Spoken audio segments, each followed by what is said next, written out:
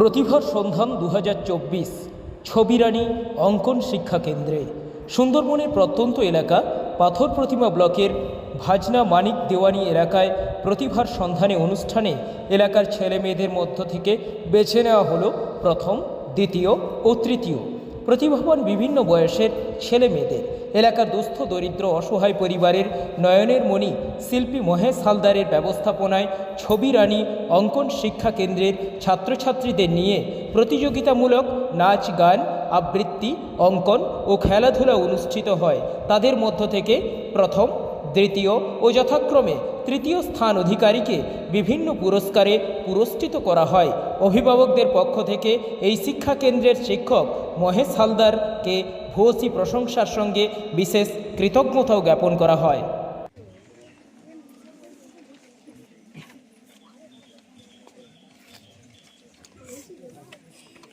আমাদের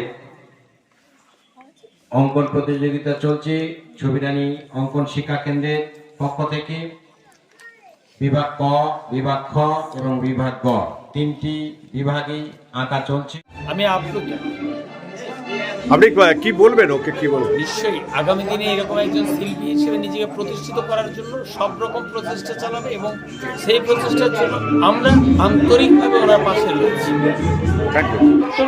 এলাকা থেকে উঠে গিয়েছে, তিনি বিভিন্ন পুরস্কারে পুরস্কৃত হয়েছেন রাজ্য সরকারের পক্ষ থেকে বা বিভিন্ন সংশ্লিষ্ট দপ্তর থেকে বা সংশ্লিষ্ট সংস্থা থেকে।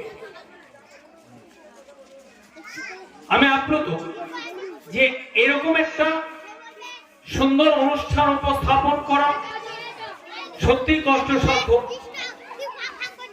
আমরা মনে হয় মহেশ বাবুর সম্বন্ধে যত না বলতে যাব, পাশাপাশি সম্ভবত আমার ব্যক্তিগত যা পরিচয় জানি, নিমাই বাবু অর্থাৎ ওনার বাবা, উনি দীর্ঘদিনের আলাপ ওনার সঙ্গে, সেই আলাপচারিতার জেরে বলবো যে নিশ্চয়ই আম গাছে আমি ফলেছে। এটা মনে হয় আরেকবার বলতে ইচ্ছে করে যে সত্যি একজন শিক্ষকের সন্তান শিক্ষক হতে হবে, এটা মনে হয় আরেকবার প্রমাণ করে দিয়েছেন। নাইবা হলো সরকারি শিক্ষকতা, কিন্তু শিক্ষক তো বটেই। এজন্য আমি আমার তরফ থেকে, আমার ব্যক্তিগত তরফ থেকে মহেশ হালদারকে করুণিশ জানাবো, সঙ্গে করুণিশ জানাবো তার বাবা নিমাই বাবুকেও।